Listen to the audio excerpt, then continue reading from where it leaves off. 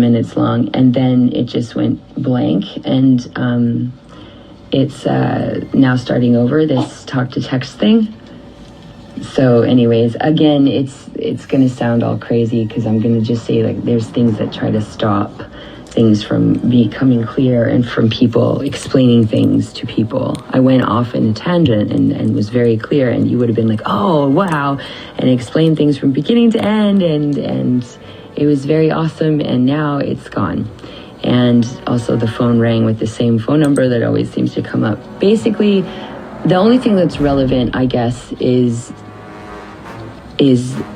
when I sent that information about the lung cancer, there's going to be something that has to do with that small cell or not, okay? So I don't know what Leona is or isn't in that situation, or the other sister, sorry, I can't remember her name right now. I guess it's Diane, I don't know. Wasn't there two Dianes? Anyway, so basically what it is that that's like a first step. I'm probably not going to go anywhere with that today, but you probably won't send it to her, and because people don't listen, they just don't. But if anyone's looking for hope, there's answers all over the place, and there is a reason for all of it. I got into it for the last 10 minutes, and then it got erased. That happened. So what I'm going on and on about over here with, I believe there's a force at work of all of humanity, blah, blah, blah. I'm referring to Satan and God, okay? A lot of people, millions of people that don't know each other, don't have a church, don't have a place where they report and give money to. There's a guy named Cryon. There's a guy, well, there's all kinds of them. They have like sections. They've created churches or whatever, but there are people, many, many, many people who are under the impression that they are channeling, and they are, but let me get back to that. They're channeling what they believe, and there's millions of them. They're all over YouTube, and none of them know each other, none of them talk together, none of them or whatever. It's very independent. It goes off, and yet the thing is that they all kind of have the same message. And the message in that, in and of itself, is like proof, right? Like, I mean, if everyone who doesn't know each other and doesn't have a church and there's no money and there's no like motive to it, if they're all doing this and it's random and it's like this magical thing, well, of course it's like our higher selves in the future, or it's, aliens or whatever that is giving these. You're like, what conversation? Because I don't even know what I'm supposed to be bringing up to the doctor or saying to anybody. Okay, but we haven't really researched it. We haven't even gone into it yet. If we put the time and effort into aspects of this. Now, the thing that's coming full circle for me and is pushing at it is it's DNA cell, something about small cell, whether or not that's a factor in her diagnosis exactly, in her particular situation. Also, if, I don't know why I want to say this, all ivermectin is coming through, whether or not there's some aspect of antibiotic, and but it's also toxin related on her account to be logical. We're thinking smoking, but something about that isn't ringing true. It's almost like there's a bacteria that comes with the smoking or something, or some kind of fungus that is prevalent because of the smoking. The toxicity, yes, but there's something more to it, the reason why it forms or whatever. And so there's a combination of things that has to take place. It's not just a one road thing. It's a combination of different aspects of the same thing that have made tumors grow. That's what I know. That's what I got.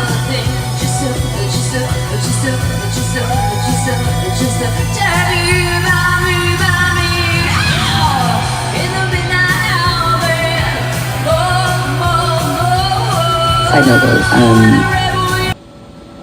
the DNA and the structure of the cancer is important. That's a massive aspect. So just let me know if anybody knows if she's got a small cell or not. I don't know what the other one is. I guess it would be bigger cell. I don't know.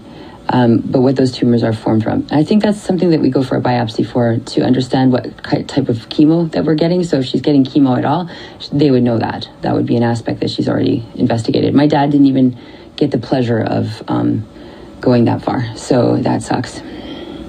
That really sucks. He never even talked to a doctor. He never even talked to a fucking doctor. He made this huge decision on his life and just decided his healthy body, which was completely healthy aside from the cancer, and I mean it. Every other aspect, my father was fucking fantastic. This one aspect of health that literally, because it just was grasped as a death sentence right away, and we were all convinced that this was, and it's a very aggressive cancer, but not necessarily, because I think that cancer grows really slow. And I think that's why years ago when I had this dream is not the onset of it, but that's when it started to take a hold of him. And that's why I called him, and that's why I told him, and I was really worried and panicked at the middle of the night. And then when my roommate, that's the distraction, my roommate got the call saying her dad was dead when he really wasn't dead, because her stepmom hates her, and it's like, well, I told her he was dead already. I'm just going to leave it there, and hopefully Helen will leave us alone. That's probably what it was. And that was the distraction. So then I was like, oh, it's your dad, yay. And I didn't go forward with mine. So my bad, for not being able to follow through with something. But he did go, and he did have a physical on my advice, except I was focused on his heart because of where he was holding his chest. I assumed it was his heart.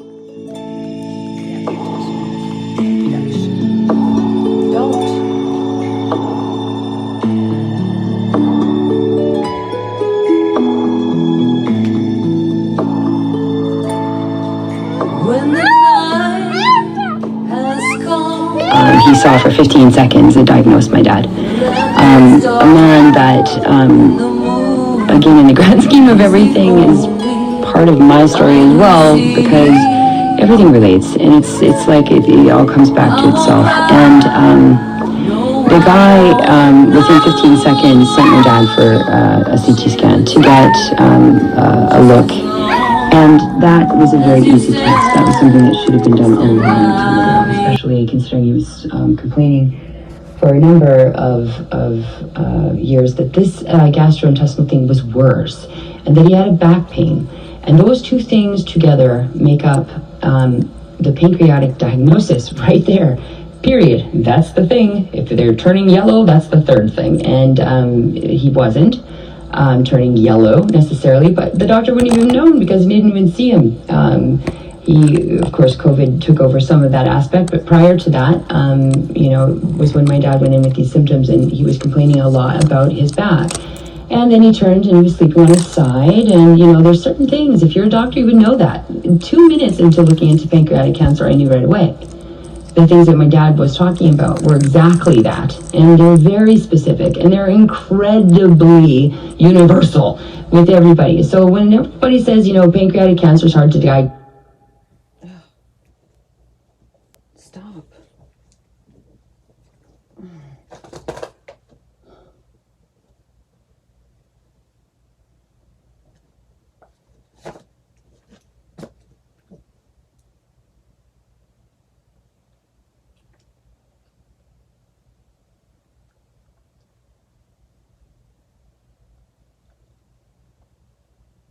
What'd you do? And like his doctor. So then on the curing end of things, on the other side of the things that, things that make you go, and things that make you go, well, fuck, why are we not grabbing onto this? Because to me, things make sense, right? But it's a forest through the trees type of thing as well. These doctors and so they had access to myriads of information and a bunch of bullshit for, a long time. So I understand why they dismiss a lot of stuff or they don't put it into fruition. I get it. Because when you're in it, it's harder to see.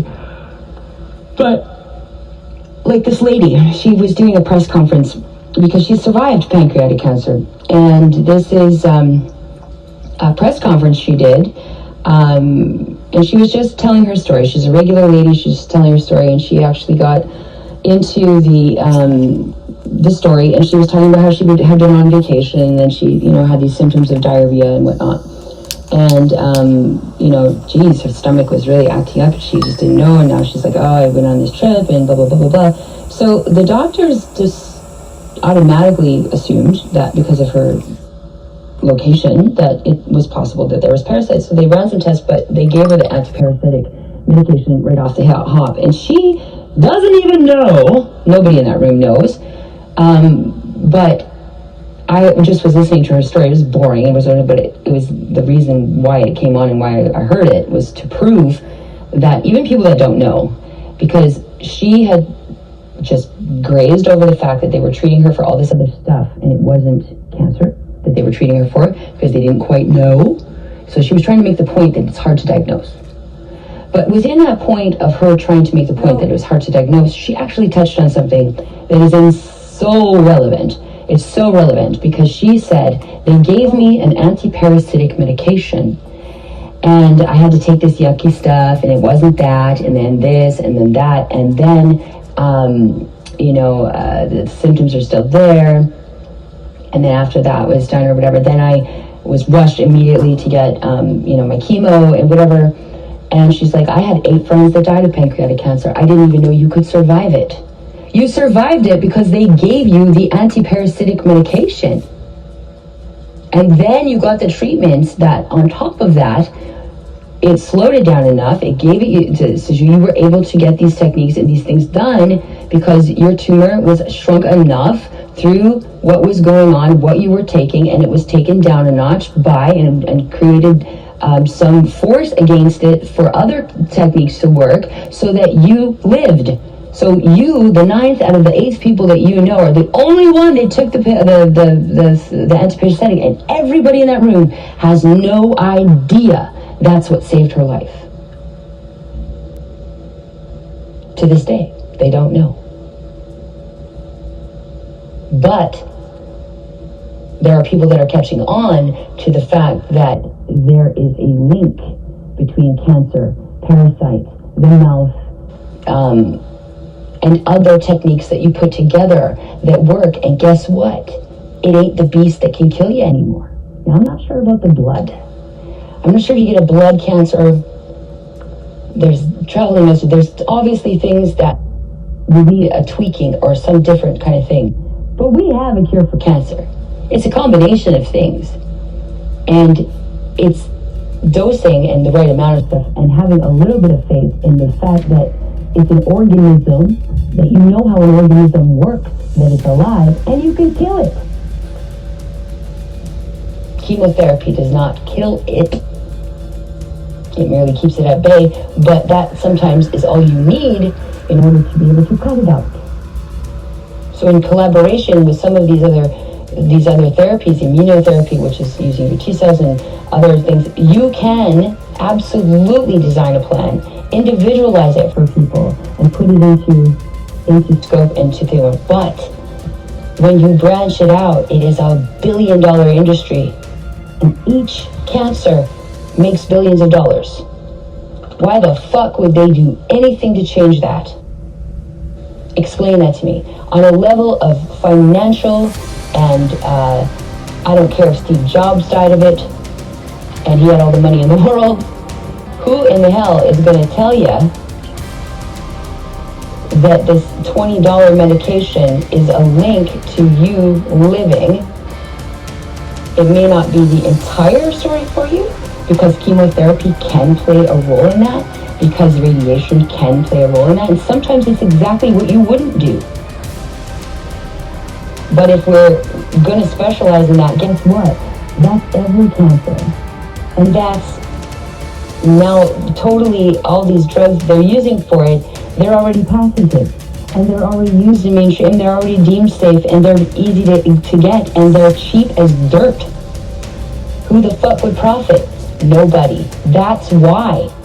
Because the world you live in does not have your back. It doesn't like you. It doesn't care.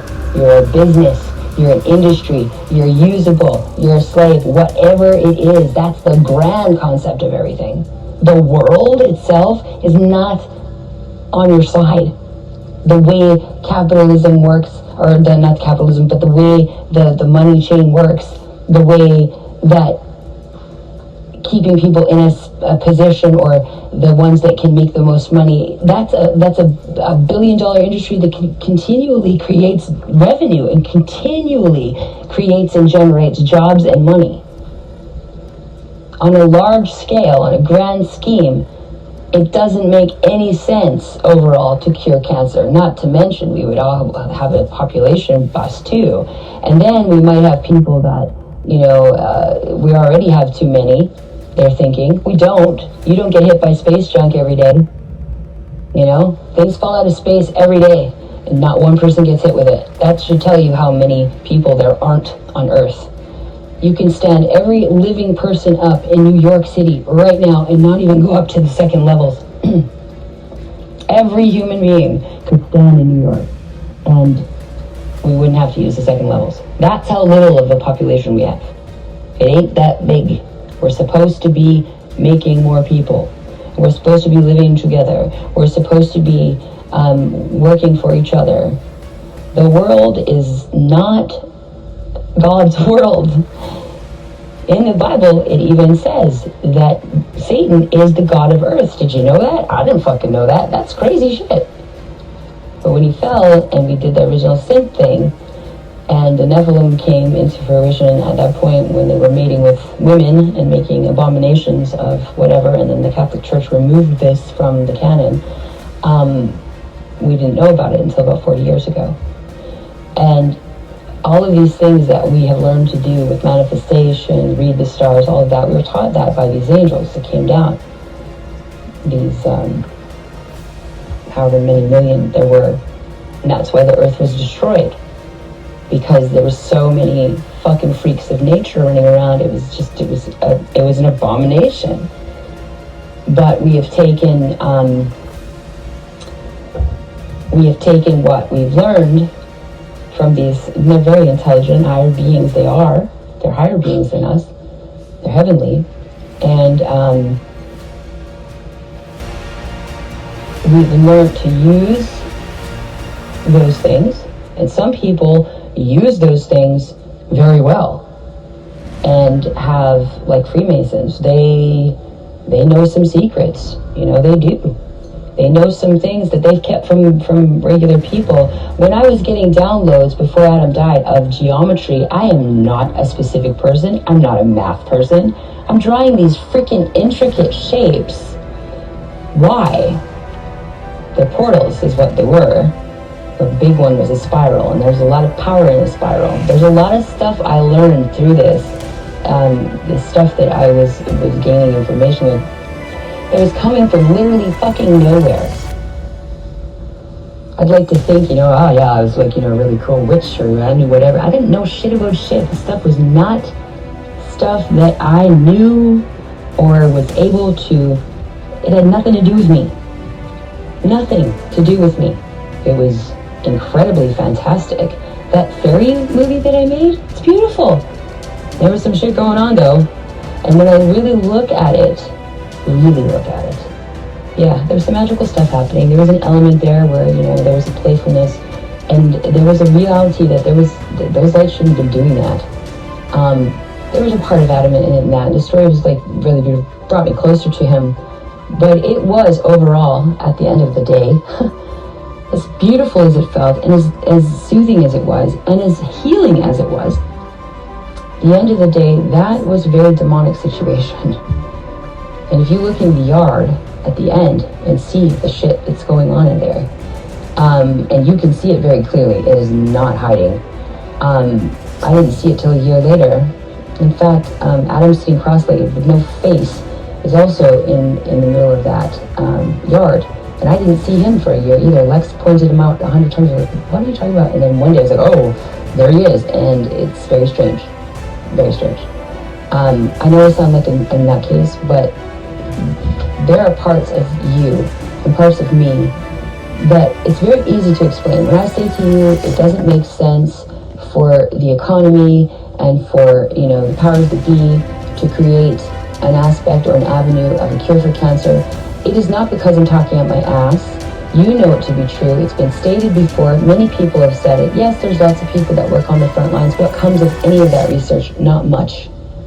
Not much. You got to tell me that after billions of dollars have been spent, billions and billions of dollars in years and sweat of the brow, that nobody's come up with something more viable than chemotherapy and radiation and stuff? Are you kidding me? Nah, that's not true. You know it's not true. I know it's not true. We came up with a freaking a vaccine in 2 months, right? For a flu, when you can't do that. And yet here we are, and we don't believe that there's cure for cancer. There is. And the number one killers of people, they like to blame it on you. They like to blame it on your circumstances. This is insurance, everybody, because Freemasons are part of all that. And these skills and these things that we learned from Nephilim, okay, the stars and putting your faith into all of these things and manifestation, all of it works. Because there's forces at work that work. The law of attraction is very real. It is all very real. That's the thing. It's a romantic relationship you can have with these things in a way, because they produce results and you feel very powerful, and that appeals to your ego and that appeals to your sense of things. When people are gyrating around in these, healing retreats and whatnot, where they go, they are having experiences. They're real. Ayahuasca, all that stuff is fucking real, man. It's happening. And whether or not it's brought on by psychosis or not, it doesn't matter, because it's still happening. And people are not putting two and two together. So basically, at the end of the day, it comes down to your freedom of choice. And that's the most upheld and highest reason for all of this, that your freedom has been so precious that you are allowed to fuck up until you kill yourself, or vice versa. We're allowed to make this world and make ourselves what we want to do. No one ever took that from you. Being a believer does not take away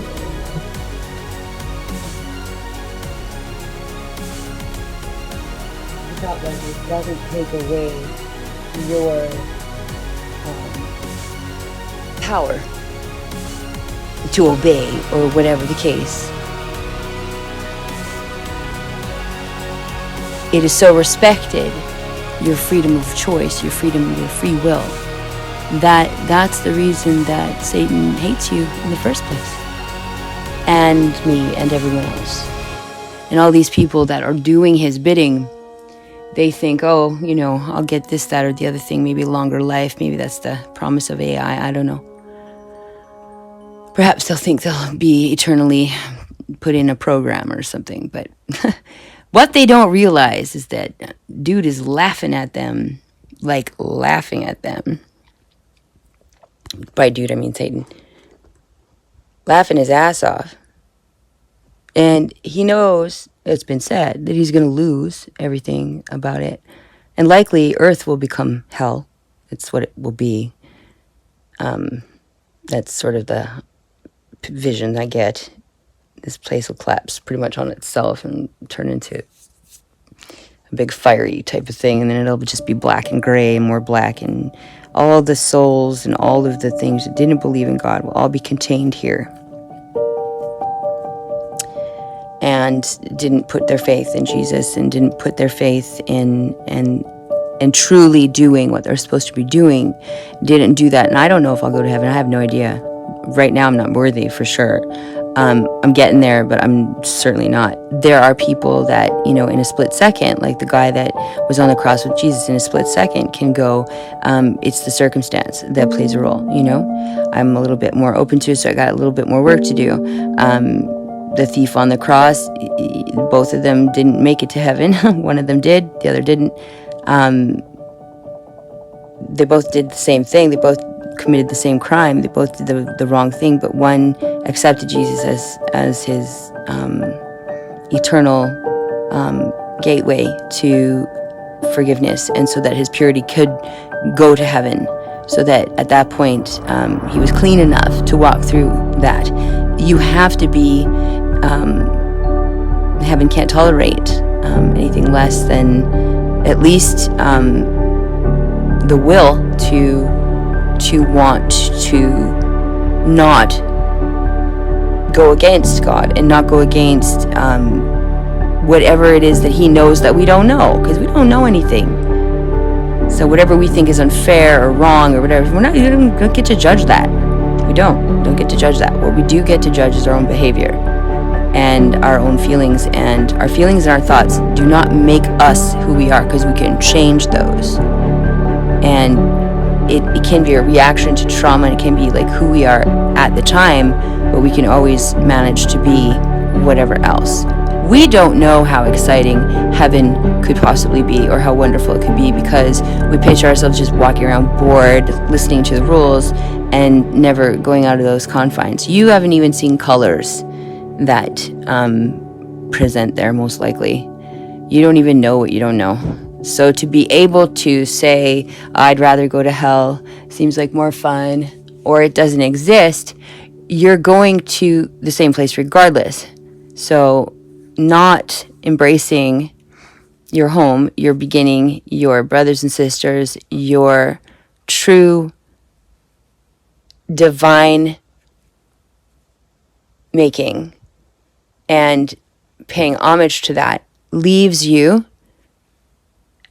as somebody who tries to defy that as well and try to get away with it regardless of whatever. You just know. But there's one of two choices, and that's it. At the end of the day, that's what it comes down to. So if you choose to turn away from God in any respect, on any level of that, there's no tolerance for it. We don't know why. Perhaps it brings down the demise of everything. Maybe all of creation could be stopped if you allow that too much to be around. I don't know. I don't have those answers. Would we understand the concept even if we did know? Probably not.